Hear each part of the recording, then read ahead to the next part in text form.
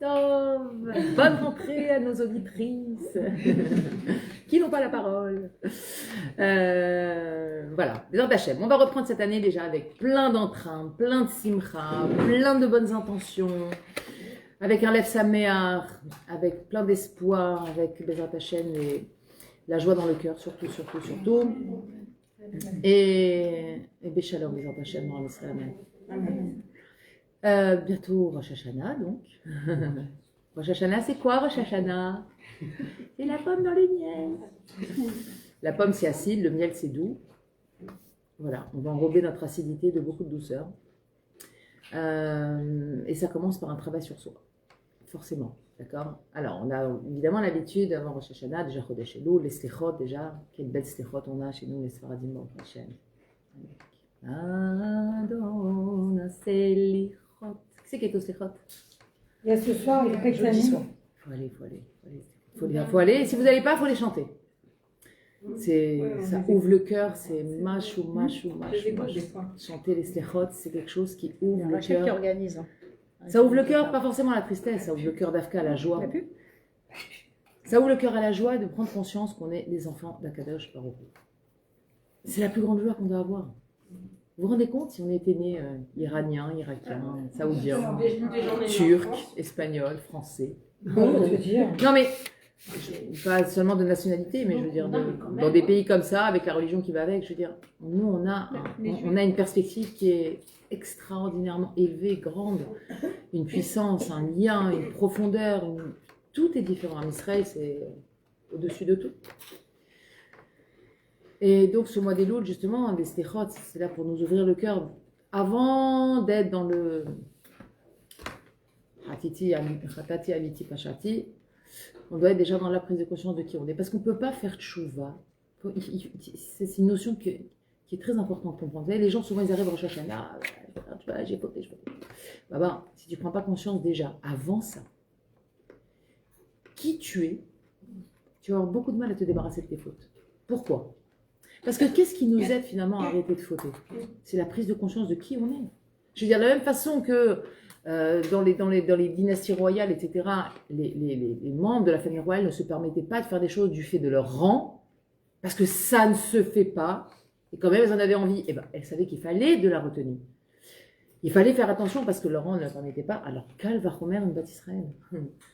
Et justement, en ce mois d'Elul, ces Slichot, etc., ça nous aide à prendre conscience déjà qu'on appartient au peuple d'Akadosh Baruch Hu. C'est pas rien. Déjà, rien que au nom de ça, déjà, on doit se donner plus de kavod. Et quand on se donne plus de kavod, plus de respect, on ne peut plus s'abaisser à faire des choses qui ne sont pas belles. Forcément. Je veux dire, s'il y a un ministre dans la rue et un petit fonctionnaire de la poste qui marche, qui trouve une pièce par terre, vous croyez que le ministre il va se baisser pour la ramasser? Sûrement pas. Il ne va pas se baisser. Pourtant, le fonctionnaire, il va se baisser, il va la ramasser. Pas qu'il y ait quelque chose de dégradant à ramasser une pièce. Mais je veux dire, le ministre, du fait de sa position, ça ne se fait pas. Ça ne se fait pas. Quoi, à une pièce près. Alors, hormis la considération du fait qu'un sou est un sou, je ne rentre pas là-dedans, d'accord? Je rentre dans l'état d'esprit de la personne. L'état d'esprit de la personne, un ministre, il y a des choses qu'il ne va pas faire. Et bien nous aussi, c'est pareil. On ne va pas descendre, s'abaisser à faire des choses qui ne sont pas de notre rang. Et ça, c'est la première prise de conscience qu'on doit avoir. Si on arrive à rentrer dans Rosh Hashanah, avec déjà ce changement à l'intérieur de nous, de qui on est, d'où on vient, c'est quoi notre rang, c'est quoi notre niveau, c'est quoi notre grandeur, c'est quoi notre lien avec Hachem, c'est quoi il beau des doutes, c'est quoi parler avec Hachem, ce lien qu'on crée avec Dieu, de parler, de partager avec lui, de raconter, de lui demander, de ci et de ça. C'est quelque chose d'extraordinaire. Qui peut se targuer aujourd'hui de dire j'ai un lien particulier avec le Créateur du monde? Il n'y a pas beaucoup sur Terre. J'ai un lien particulier, j'ai un dialogue quotidien, on a rendez-vous tous les jours avec le Créateur du monde. Bah ouais, c'est ça il faut des doutes. C'est un rendez-vous en Yechidot que Kadosh Baruch Hu nous offre tous les jours et auquel on passe très souvent à côté et qu'on va essayer de mettre en place pendant ce mois d'Elul et ce qu'il en reste, c'est Bézrat Hachem, Rosh Hashanah et même après. Donc on arrive à Rosh Hashanah, on doit arriver à Rosh Hashanah avec cette prise de conscience de qui on est, cette prise de conscience évidemment de vouloir s'améliorer. Pourquoi on aurait envie de s'améliorer? Pas parce qu'on a peur de la punition, on n'est pas des chrétiens, D'accord? Bien que, oui, effectivement, yesh din vecheshbon, bien évidemment, mais il ne faut pas rentrer là-dedans. Parce que d'abord, aujourd'hui, nos neshamot, elles sont plus au niveau de comprendre c'est quoi le din vecheshbon. Sinon, ça nous plomberait les gambrés pour toute l'année. Et à part ça, parce que faire tchouva que par la peur, il manque la dimension la plus belle du Ham Israël, c'est l'amour. Aujourd'hui, on est dans une génération où justement c'est l'amour qui manque. Les gens ont peur de tout, mais les gens n'aiment personne. Marrant, non? Vous n'avez pas remarqué ça? Les gens ont peur de tout. Ils ont peur de vieillir, ils ont peur d'être malades, ils ont peur de manquer, ils ont peur de la police, ils ont peur de ci, ils ont peur de tout. Mais est-ce qu'ils aiment? Ah non, non. Non, non, ça y est, on est dans nos téléphones, on n'aime personne. Il faut aller même à contre-courant, montrer qu'on n'aime pas trop, parce que sinon c'est de la faiblesse, etc. Ces schémas aujourd'hui qui sont complètement toxiques. Alors que non, Kadosh Baruch Hu nous demande de l'aimer. C'est le schéma. Le schéma, c'est la proclamation de l'unité d'Hachem dans le monde. Ça passe parfois vers Haftar. On ne peut pas proclamer l'unité d'Akadosh Baruch Hu si on ne passe pas par un amour intense et cultiver cet amour, ou le créer déjà. Il y en a qui me disent, je n'arrive pas à aimer Dieu. C'est pas facile d'avoir des sentiments pour Hachem. C'est abstrait, Akadosh Baruch Hu, qui vient. En même temps, c'est tout, en même temps, c'est rien. C'est-à-dire dans le sens où la perception, elle est nulle. Elle est que virtuelle et très personnelle, et spirituelle et gamrée, donc forcément, il n'y a rien de palpable. En même temps, Akadosh Baruch Hu, il est malé quand là olam kulo, c'est-à-dire qu'il n'y a pas un endroit où on va où il n'y a pas la présence divine qui est là. Donc, créer un lien avec Hachem, c'est quelque chose qui n'est pas facile, c'est une prise de conscience, se rentrer à l'intérieur de soi. Mon Rav disait, il faut rentrer à l'intérieur de soi et se mettre en position entre guillemets fétale devant un Kadosh Baruch Hu, comme un enfant, comme un bébé qui vient naître, qui dépend entièrement de sa maman. C'est comme ça qu'on doit être devant Dieu. Et plus on va être dans cette perception de notre petitesse face à la grandeur d'Hachem, plus on va aimer un Kadosh Baruch Hu, parce qu'on va prendre conscience de tout ce qu'Hachem il fait pour nous. C'est marrant parce que l'autre jour, je regardais comment il s'appelle, des vidéos sur YouTube du coach David Lefrançois, j'aime beaucoup parce qu'il dit des choses très intéressantes, enfin par rapport à mon travail principalement, mais il dit des choses très intéressantes. Et il rapportait le fait qu'aujourd'hui, dans les thérapies, chez les non-juifs, dans mon travail personnel, ils exigent, enfin, et ça fait partie de la thérapie, d'apprendre à remercier tous les jours sur quelque chose. C'est-à-dire que, ouais. C'est incroyable qu'aujourd'hui, c'est vraiment... Non, en fait, ils nous ont pas piqué, en fait. C'est quelque chose de... Ça devrait être normal d'avoir de la reconnaissance et comment il dit, d'avoir de la... Comment il dit, de la... Gratitude. Gratitude, bravo. D'avoir de la gratitude, d'avoir de la karatatov. C'est quelque chose qui doit être naturel, humain. Vous savez, la Torah, elle dit... Tu vois des gens autour de toi, tu as l'impression qu'il y a un manque d'Akartatov dans tout. Non, parce que c'est pas un manque d'Akartatov, c'est un manque de prise de conscience. C'est la prise de conscience qui amène à la Karatatov. C'est l'éducation. Regarde, il y a un passage qui dit comme ça. Léolam yeye Adam. Léolam, qui c'est qui connaît la suite? Léolam yeye Adam. Yere Shamaim. Baseter Kibagaloui. D'accord? Le passage qui dit comme ça. Léolam yeye Adam. À tout jamais, l'homme doit être Yere Shamaim, donc craignant Dieu, Baseter Kevagalouy, que ce soit en caché ou en dévoilé. D'accord? Que ce soit devant les autres ou chez lui tout seul. Okay? C'est-à-dire que la personne, comme elle est chez elle, elle doit avoir le même niveau de crainte que quand elle est face. Quand on dit dehors, c'est pas forcément dehors, c'est face aux autres. D'accord? Quand elle est seule, quand elle est en compagnie d'autres personnes. Et Rabbi Nathan, il disait, aujourd'hui, le passouk s'arrête à Adam. Et il y a de ça 200 ans. Il disait Léolam, Yé, Adam. Sois un homme. Après, on va voir la Hirat Shamaïm. Après, on va voir Baseter ou Bagalouy. Déjà, Léolam et Adam. Être un Ben Adam. Avoir un comportement digne. Avoir un comportement qui est matim avec qui on est. Et ça commence par la gratitude et la karatatov. Première des choses. Premier mot de la journée, Modéani. Première mida à travailler, la gratitude. Là, on comprend c'est quoi. Qu'est-ce qui vient en number one? C'est la première chose qu'on dit le matin, c'est remercier Hachem. De là, on comprend que la base du juif, du Yehudi, c'est les Hodot. Remercier Kadosh Baruch Hu, avoir de la gratitude. Et la gratitude, le remerciement, ne provient pas d'un travail, du déracinement de quoi que ce soit, ça provient juste d'une prise de conscience que ce que tu l'as grâce à Dieu. Tout. Merci Hachem. Que ce soit la parnassa, que ce soit les enfants, que ce soit le mari, que ce soit ta bonne humeur, que ce soit ta beauté, que ce soit tes forces, tes kishronotes, tout ce que tu reçois, ça vient d'Akadosh Baruch Hu. Et Bechinam. On reçoit Bechinam, gratos, on n'a rien fait pour. Le Mouvan, il y a des gens, c'est vrai. C'est le Mouvan parce que, justement, comme je vous l'ai souvent expliqué dans le cours, On est toute habitué, la on force s'habitue à se du lever, à marcher. Yetzer Mais le jour, Hara, un jour, tu as un blocage de dos. Là, tu dis se lever, c'est waouh. parce que tout le travail du Yetzer Hara, justement, c'est de nous donner à vivre une vie à 200 à l'heure, pour qu'on n'ait plus le temps de prendre le temps. C'est ça, le Yetzer Hara, si tu regardes bien, c'est sur ça qu'il fonctionne. C'est pas que les gens ils veulent pas. J'ai pas le temps. Viens, t'assois un jour, j'ai pas le temps. Ah, on prend 5 minutes, on va parler. J'ai pas le temps. Et t'as pu faire un peu de bout de... Ah non, j'ai pas le temps avec tout ce que j'ai à faire, j'ai pas le temps. Tout le monde dit j'ai pas le temps. Bon, la première, j'ai pas le temps. Il y a plein de choses que j'ai envie de faire, j'ai pas le temps. Ah, des fois, on peut effectivement avoir des journées qui soient bien remplies. C'est pas vrai, on a toutes 5 minutes. C'est pas vrai. Si on est honnête avec nous-mêmes, c'est pas vrai. On a toutes 5 minutes, on le prend. On passera 3 minutes de moins sous la douche et 4 minutes de moins à se passer de la crème sur le corps et on ira faire 5 minutes et de des doutes.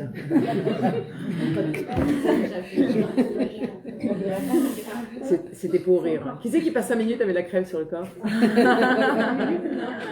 Non, il faut mettre de la crème. Je suis pas en train de dire qu'il faut pas mettre de la crème, mais 1 minute c'est très bien, ça suffit largement.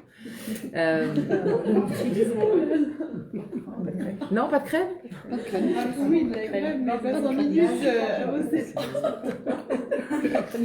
Ceci étant dit, mon ami Yocheved dit toujours Shalom. Alors, vas-y, dis la phrase. Leolam yehe Adam yere Shamaim Baseter Keva Galouy. Tu connais pas? On était sur cette phrase. Rabbi Nathan, il dit la phrase c'est Leolam yehe Adam, un homme se doit toujours d'être yere Shamaim, que ce soit en caché ou que ce soit en dévoilé. Je répète que pour toi, Sharon. Et Rabbi Nathan, il dit, notre génération, on s'arrête à Adam. Léolam et Adam. Soyez déjà des Bnei Adam.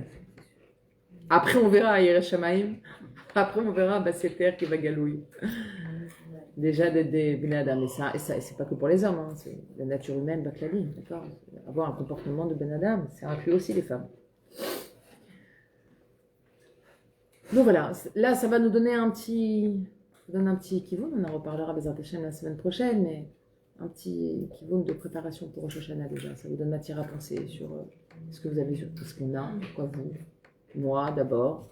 Est-ce que nous avons suffisamment de gratitude envers Akadosh Baruch Hu? Est-ce que nous avons une vraie prise de conscience de nos actes? Ça ne veut pas dire que Pitom, on va devenir demain Tetramiot, on ne va pas faire d'Averot, c'est pas ça. Vous savez, Akadosh Baruch Hu, il aime l'authenticité. Et bien sûr qu'on doit travailler. Mais avant tout, Hachem, ce qu'il aime, c'est qu'on soit authentique. Qu'on ne se fasse pas passer pour ce qu'on n'est pas. Et qu'on ne cherche pas des excuses à nos Averot. Et qu'on ne croit pas non plus qu'on est, comme on dit, 10 comme nous, ma chère, il arrive. C'est bien. Qu'on fasse des efforts, ça veut dire qu'on a des choses à travailler. Et on a tous des choses à travailler. Et j'ai lu quelque chose de très, très... J'ai pas lu, pardon. J'ai entendu quelque chose de très, très beau que le rabbi disait. Il disait, parfois, l'homme, il est très perturbé parce que, pitom, il y a un Yetzer Hara qui lui arrive et il ne comprend pas trop pourquoi ce Yetzer Hara, il est là. Il pensait que ce n'était pas quelque chose qui était... Il devait travailler dessus. Ouais. Et le rabbi, il dit comme ça. Il dit, il faut comprendre que le travail des midot, c'est un galgal. C'est une roue. Parfois, on arrive dans la case colère, parfois, on arrive dans la case tzniout, parfois, on arrive dans la case karatatom. Et ça tourne, en fait, parce qu'on ne peut pas être tout le temps en train de travailler quelque chose. Du fait qu'on évolue tout le temps, ça tourne. Donc forcément, ça tourne. Et du fait qu'il y a des challenges qui arrivent sur lesquels on va devoir se positionner, alors on va avoir le travail de Mida qui est approprié à ce challenge qui arrive, à cette épreuve qui arrive, à ce nisayon dans le sens pas forcément négatif, c'est-à-dire ce défi qui arrive. D'accord? Ça veut dire que là, jusqu'à présent, on se sentait, par exemple, avant les vacances, on se sentait très calme, très bien et tout. Et puis là, on comprend pendant les vacances, il faut travailler l'impatience, l'énervement, le truc. Alors, forcément, puisque le challenge de juillet-août, c'est d'occuper les enfants, c'est de tout gérer avec les enfants à la maison, avec la chaleur, avec ci, avec ça, et avec les soucis du quotidien par-dessus. Alors, je dis pas que c'est une maca, hein, je dis pas... Moi, je rigole beaucoup des mamans qui disent « Oh, c'est la rentrée, je suis libérée, ouais, super !» J'ai horreur de ça. J'ai horreur de ça. Parce que si on prend conscience de ça, franchement, on devrait avoir honte. Mais je vous le dis sincèrement, moi, vous savez, je suis très cash, je le dis, et je porte de jugement sur personne. Je dis juste que quand j'entends ça, j'ai juste envie d'hurler, parce que, je veux dire, Hachem nous donne une opportunité, que ce soit difficile, il n'y a pas de souci, on n'est pas en train de dire que c'est facile. Avant qu'une maman ait envie de se débarrasser de ses enfants, il y a quelque chose qui n'est pas bon là-dedans. Il y a quelque chose qui n'est pas bon. Il y a quelque chose qui n'est pas sain. On ne doit pas avoir envie de se débarrasser de ses enfants. Hein. Sinon, ça veut dire qu'on n'a pas potentialisé le temps qui nous a été imparti pour créer du lien avec nos enfants. Les vacances. Non, mais il y a un temps pour tout. Il y a un temps pour les vacances, il y a un temps pour l'école. Tu peux avoir tout ce que tu fais avec tes enfants et être hyper ravi de te retrouver. Non, mais pourquoi? Non, en général, c'est pas ce qu'on entend. Attends, Chai. Il y a un moment où le rythme il était plus intense et que tu as besoin de. Non. En général, les mamans qui disent ça, on va être très honnête, elles sont contentes que les vacances commencent. Oui, parce que quand on est avec nos enfants, on travaille H24 sur nous. C'est ça qui nous gonfle en fait. Mais t'es pas obligé. Hein? T'es pas obligé de travailler sur toi C'est ça qui est H24. dur pour moi. On t'a pas demandé d'être une mère parfaite pendant les vacances, on t'a dit d'être une mère. C'est tout. C'est ça la différence. On va être des mères parfaites, faire plein d'activités, que les enfants soient rangés. Non, c'est pas grave. S'ils dorment à 10 heures, Tu vas mettre des priorités. Tu vas mettre des priorités pendant ce mois-ci. La maison, elle sera un petit peu plus en désordre, c'est pas grave. Le linge, il sera un peu plus en retard, c'est pas grave. Mais j'aurais passé du bon temps avec mes gosses. Et puis, je vais vous dire une chose. Banat, je vous en prie, juste, vraiment, laissez-moi avancer dans le cours. Après, si vous voulez discuter, on discute. Il est déjà 9h15, on n'a pas commencé le livre. Ce qui est important de comprendre, c'est que quand on passe du bon temps avec nos enfants, et qu'on ne s'énerve pas, etc., après, on est dans de bonnes dispositions. Et le travail qu'on a à faire, on fait beaucoup plus vite. Ça, c'est une réalité. Quand on est bien, on quitte les pieds de linge, c'est plus grave. Quand on est énervé, tout nous saoule. D'accord ? On n'a pas envie de faire manger, on n'a pas envie de pieds de linge, on a l'étage, j'en ai marre, ils m'ont saoulé, nanana. Mais tu t'es tiré une balle dans les pieds toute seule. Personne ne t'a demandé de t'énerver après tes enfants. Mais va ranger, viens ramasser tes jouets, il le fera en fin de journée. Ferme les yeux. Apprends à fermer les yeux. Regarde ton balagan. Dis balagan égale Chaim. C'est la vie. Et c'est tout. Ce soir, ils vont aller dormir. Et quand ils vont dormir, on va finir de ranger ce qui n'a pas été rangé. La Koltov. Et tu as passé une super journée. Tes enfants ont été se coucher, ils ont passé un bon moment. Toi, tu n'es pas énervé. C'est juste un bilboul. Les enfants ont toujours été avec les parents. Ils ont toujours eu besoin de bouger. Les enfants sont les mêmes depuis des générations. Nos mères n'étaient pas dépassées par leurs enfants. Elles avaient plus de travail que nous. Hein. Elles allaient au lavoir. Enfin, nos mères, nos grand-mères, je parle. Hein. Ok ? Elles allaient au lavoir. Elles devaient hacher la viande. Elles devaient ça. Et le ménage. C'est pas pareil, les enfants étaient remuants. Alors, il y a moins d'activités aujourd'hui, forcément, il y a plus de sollicitations parce qu'il y a plus de choses.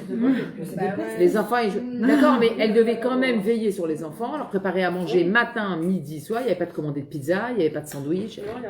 C'était des repas qui étaient préparés, c'était de la vaisselle, il n'y avait pas de plastique. C'est autre chose. Elles avaient un autre défi. Mais en aucun cas, on avait l'impression de peser à nos parents. Hé, Maïcha. Là, ils étaient bien contents quand on rentrait le 1er septembre. Parce que s'ils étaient rentrés le 2, ça aurait été embêtant. Mais quand on tombait le 1er septembre, dimanche, on rentrait le 2 en France. Cette année, on est rentré le 2.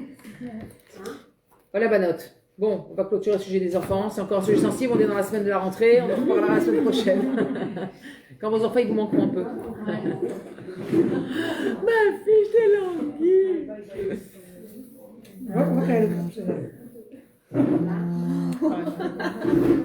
Alors, c'est qui? Tu veux que tu débattes sur ton téléphone? Tu connais son numéro? Je l'ai bien.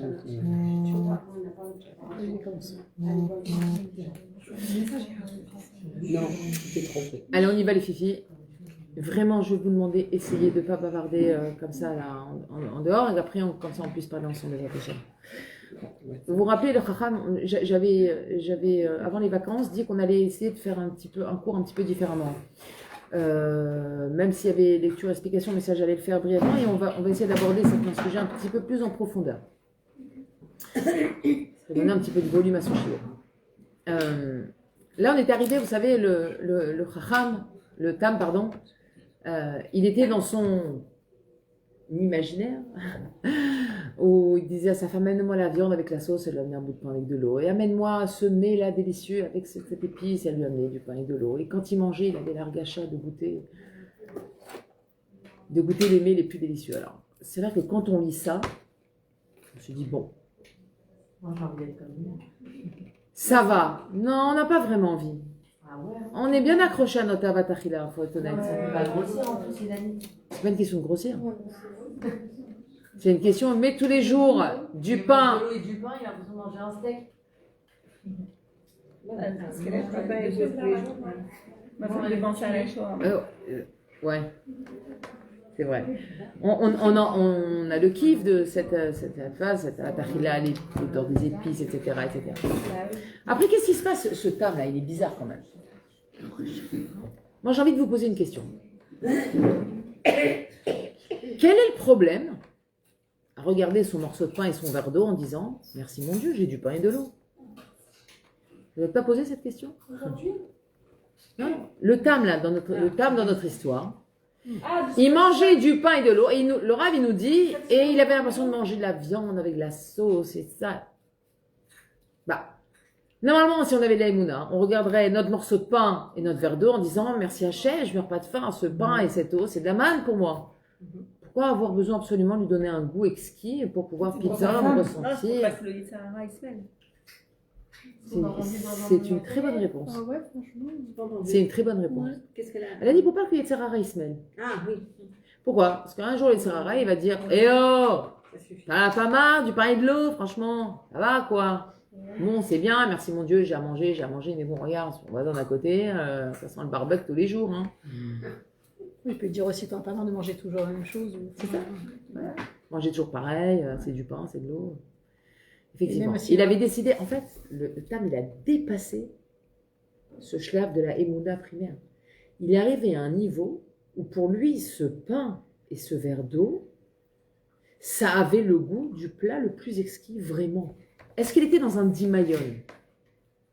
Est-ce qu'il était dans un imaginaire? Oui, Pas du tout. Il n'était pas dans l'imaginaire.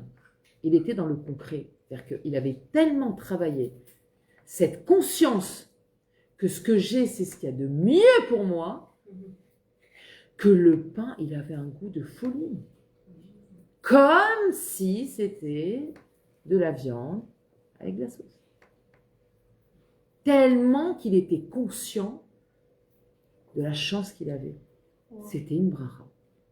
Et qu'il avait, du coup, forcément conscience que rien ne lui est dû. C'est incroyable, hein? Bah si, moi ça me donne envie. Ça nous donne envie. Alors, le Rav, il parle beaucoup aujourd'hui de la Tavat Achila. Aujourd'hui, elle a pris des proportions, la Tavat Achila, des repas gastronomiques. Et ça touche tout le monde, hein? Ça touche tout le monde. Mammon, Achila, Et le Znout. Les trois grandes Ta'ava, l'argent, les femmes et la nourriture. Ta'avat Achila. C'est pour ça que faire un régime, c'est-à-dire contrôler, ne pas se laisser aller à manger de tout, c'est un vrai travail sur soi. Ça nous aide beaucoup à grandir. C'est pas ça un régime juste pour être mince ou pour ci ou pour ça. Ça nous apprend vraiment à la retenue. C'est quelque chose qui crée à l'intérieur de nous un corps extraordinaire. Parce qu'en plus de ça, l'argent, c'est pas facile. Je veux dire, quand il n'y en a pas, ben il n'y en a pas. On peut avoir à la ta'ava de l'argent, mais quand il n'y a pas dans le compte, il n'y a pas dans. Mais la nourriture, il y en a à tous les coins de rue. C'est pas forcément d'argent pour acheter la nourriture. On n'est pas dans j'ai pas d'argent pour manger. On est dans j'ai de l'argent, je vais acheter une pizza ou je vais acheter un plat de pâtes avec un œuf au plat. Enfin, qu'est-ce que je vais faire à manger? Qu'est-ce que je vais mettre? C'est pas forcément que ça coûte plus cher. Pas forcément. Mais on est dans qu'est-ce que j'ai envie de manger. Tiens, on joue le frigo, qu'est-ce que j'ai envie de manger. Du pain et de l'eau. Que nenni. D'accord. C'est ça le problème c'est que la nourriture, elle est à la portée de tout le monde. Et la difficulté aussi, elle est que on a cette notion de bien manger le Shabbat, les Chagim, les Seudat Mitzvah, etc., etc. Alors quoi? La semaine. Oui, non, oui. Bah alors, comment je travaille,